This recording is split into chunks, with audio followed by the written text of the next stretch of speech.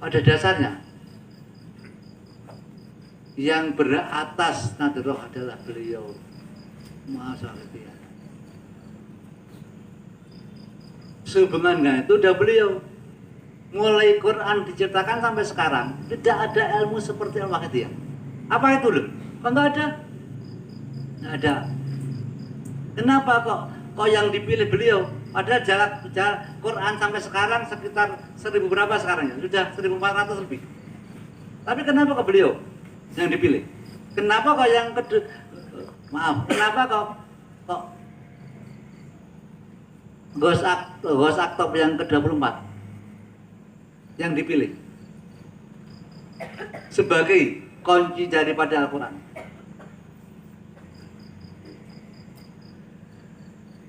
Jawabannya adalah beliau terlahir dari 2 titik, dari Sayyid dan Sarifah,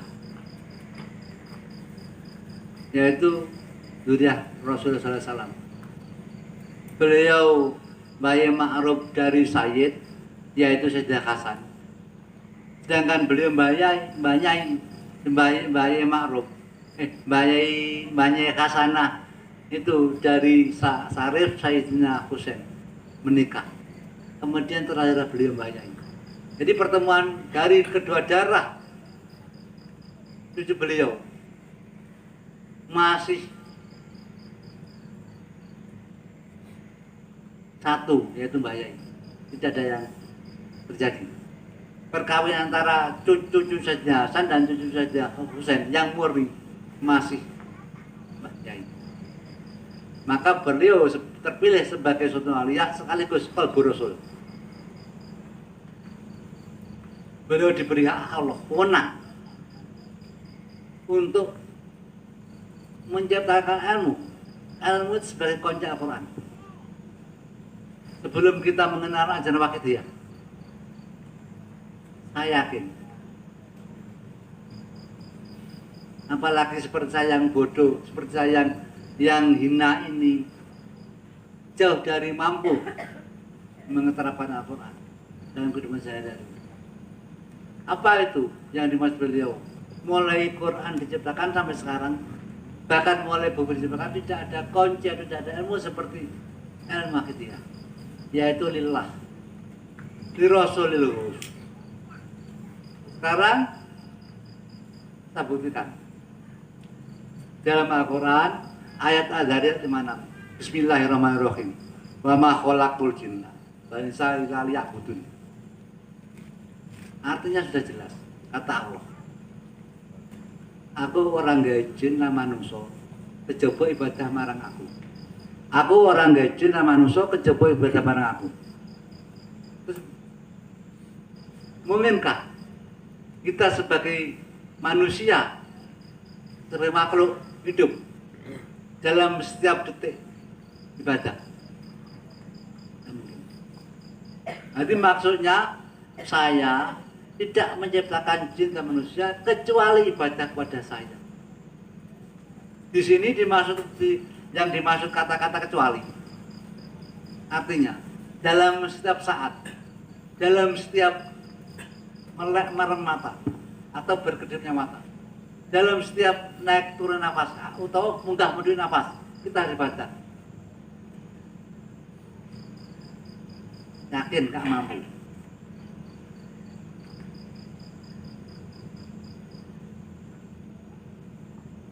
Kemudian beliau menciptakan satu ilmu agar kita yang menjadi pengikut beliau bisa melaksanakan Al-Quran dengan mudah, bisa melaksanakan perintah Allah dengan mudah. Itu contoh. Jadi beliau itu sudah tahu juga ibadah, pengertiannya di sini dibagi dua. Amr min Allah, yaitu kita langsung ibadah pada Allah, seperti sholat, baca Quran saat malam, zikir dan sebagainya. Dan ada ibadah qabl minan nas, artinya horizontal. Artinya horizontal itu menyebar, tidak ke atas, tidak vertikal.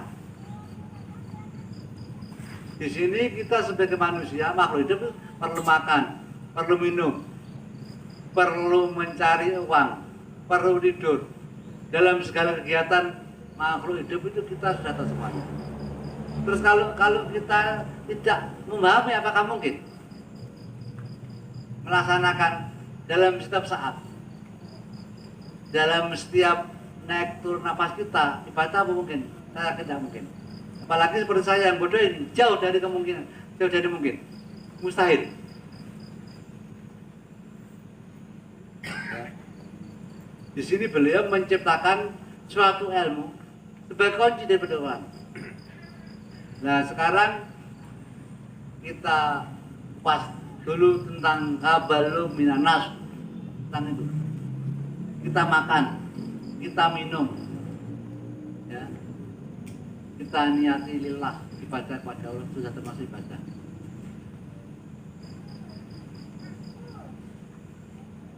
Kita kerja sebagai petani mencangkul, sebagai guru mengajar, sebagai pegawai negeri di kantor. Terus kita berangkat ke kantor, niat ingsun kerja, macul, ngulang, ngantor, ibadah, derek perintah Allah Subhanahu wa taala. Itu sudah ibadah. Dari sini hanya ilmu lillah sajalah yang jasadnya itu bekerja, jasadnya menyangkul, jasadnya mengajar, jasadnya kantor, tapi rohnya ibadah. Lillah di situ. Jadi selama ini tidak ada jasadnya macul, bangga macul. Hanya Mbah Yai yang menciptakan lillah. Di Rasul di situ. Di samping kita ibadah, kita di samping kita yang Pak Tani mencangkul, yang Pak Guru, Pak dosen itu mengajar,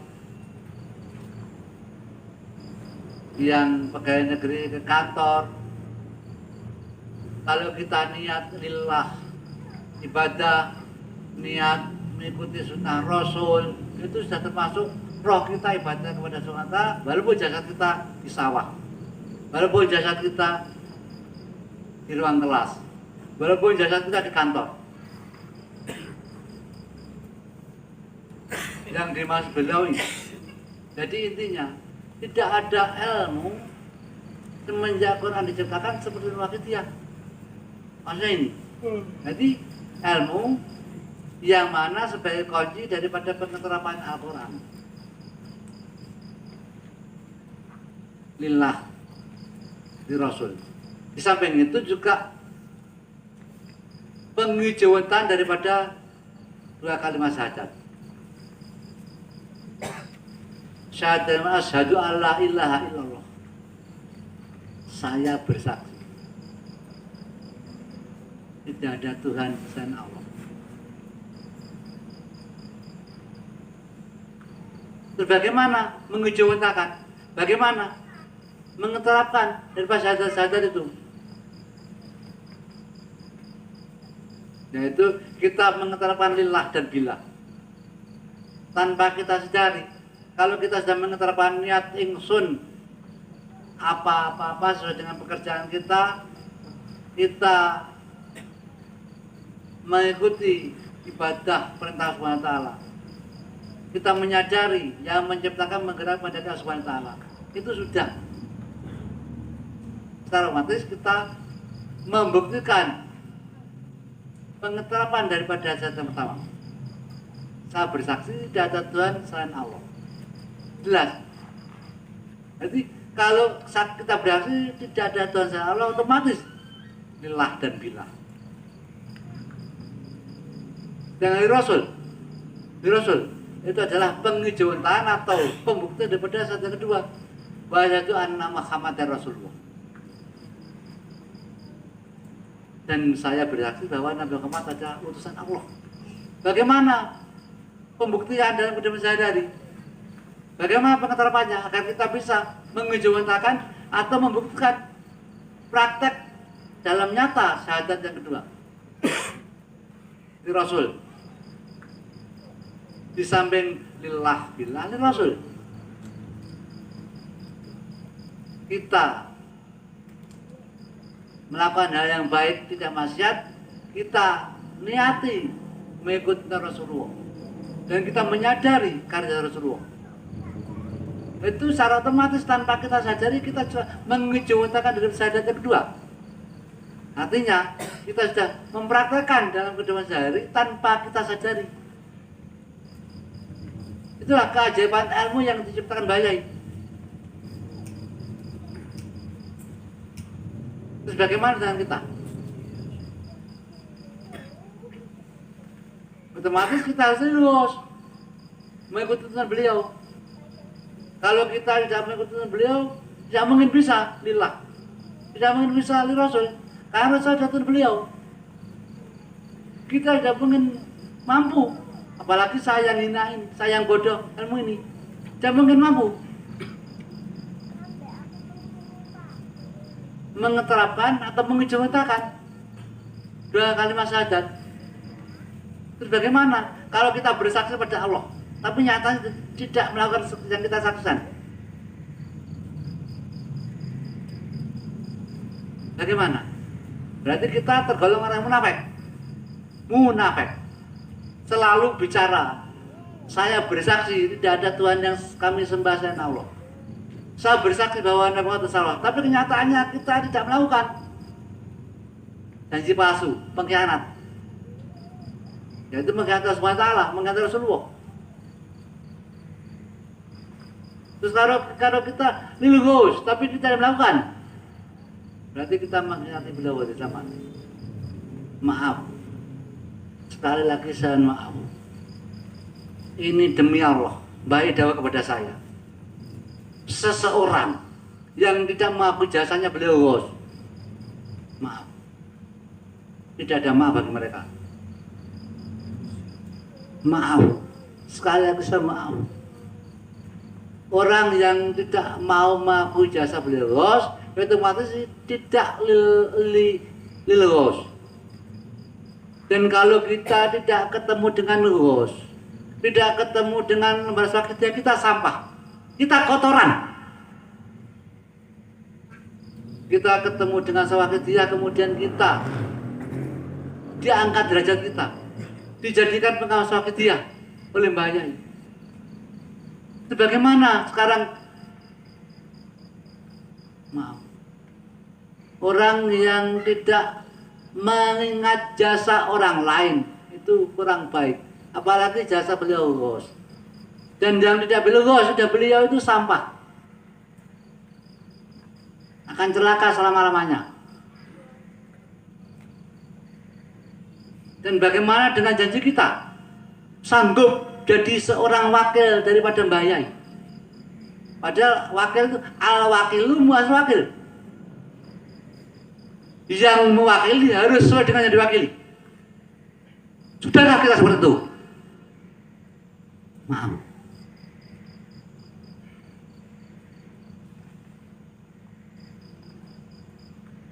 Maaf.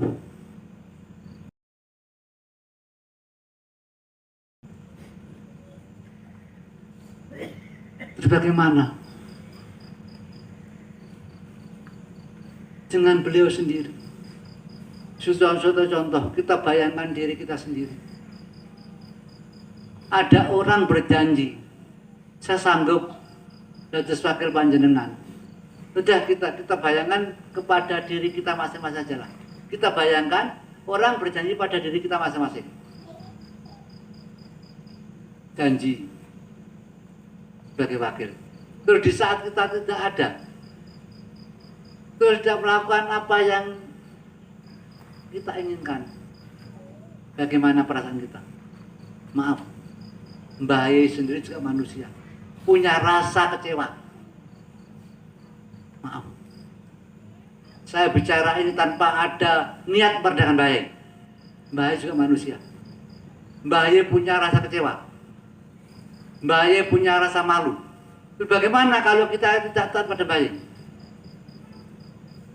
Terus bagaimana bayi menghadapi Rasulullah?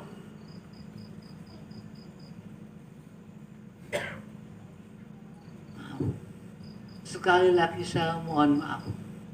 Saya mengatakan ini tidak ada tujuan apa-apa.